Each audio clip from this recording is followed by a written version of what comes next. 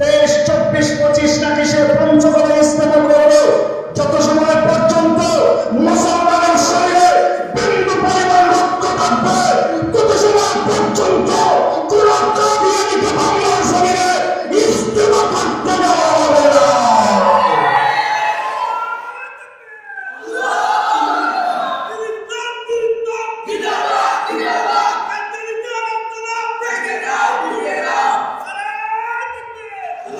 কাদিয়ানী কাফের